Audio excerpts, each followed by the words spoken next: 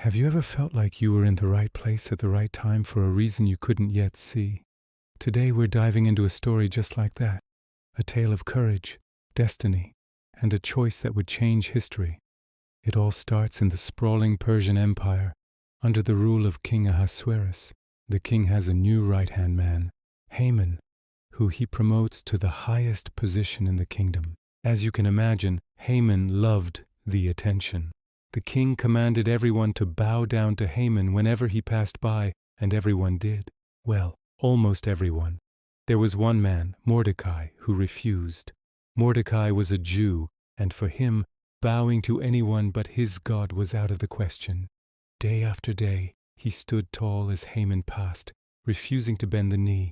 This wasn't just a minor insult to Haman, it was an infuriating act of defiance. When Haman found out Mordecai was Jewish, his personal anger exploded into a monstrous, vengeful plan. He wouldn't just punish Mordecai. He decided he would annihilate all of Mordecai's people, every Jewish man, woman, and child throughout the entire Persian Empire. Haman went to the king, twisting the truth. He claimed there was a certain group of people scattered throughout the kingdom whose laws were different from everyone else, and who didn't obey the king's commands. He painted them as a threat, and even offered to pay a huge sum of money into the royal treasury to cover the costs of their destruction. The king shockingly agreed without much thought. He gave Haman his signet ring, giving him the authority to seal the decree. A date was set and letters were sent out to every province. On a specific day, all Jews were to be killed. When Mordecai learned of this terrible decree, he was devastated. He tore his clothes, put on sackcloth and ashes, signs of deep mourning, and cried out loudly in the city. The news spread like wildfire, and there was great mourning among the Jewish people everywhere. Now here's where the story takes a critical turn.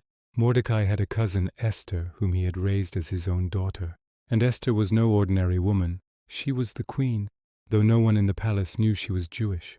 When Esther's servants told her about Mordecai's public grief, she was deeply distressed. She sent clothes for him, but he refused them. So she sent a trusted attendant to find out what was wrong. Through this messenger, Mordecai revealed the entire plot to Esther.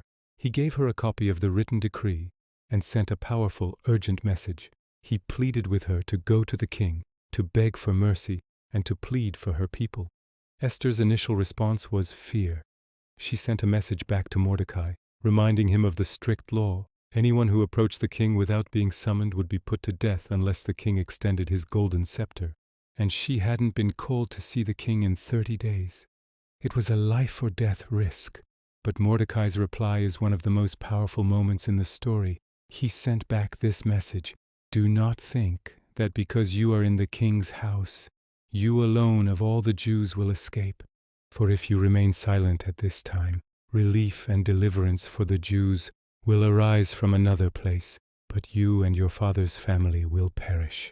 And who knows but that you have come to your royal position for such a time as this." Those words hung in the air. For such a time as this, it was a call to destiny.